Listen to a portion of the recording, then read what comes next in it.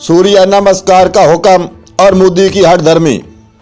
वैसे तो इंडिया एक रिपब्लिक मुल्क है जिसमें बहुत सी सकाफतें और मज़ाहब मौजूद हैं, और कहने को तो इंडिया में हर एक को अपनी सकाफत और मजहबी आज़ादी हासिल है, और इंडिया सरकार इसका प्रचार भी बहुत करती है।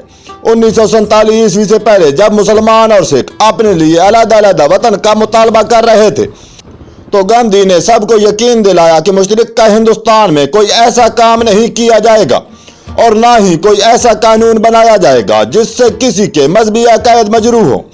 इसी वादे पर सिखों ने अलग वतन का मुतालबा तुर्क कर दिया, और बहुत से मुस्लिम उलमा भी इस वादे के धोखे में आ गए, जिसका खमियाजा आज तक सिख और मुसलमान इंडिया में भुगत रहे हैं।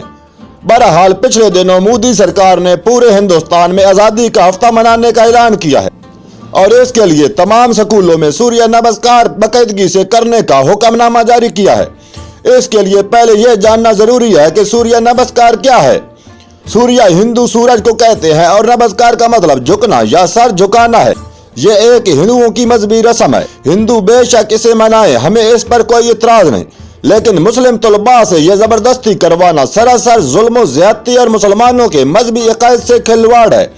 हालांकि बहुत से हिंदू पाकिस्तान में अपनी पूरी मजहबी आज़ादी के साथ रह रहे हैं।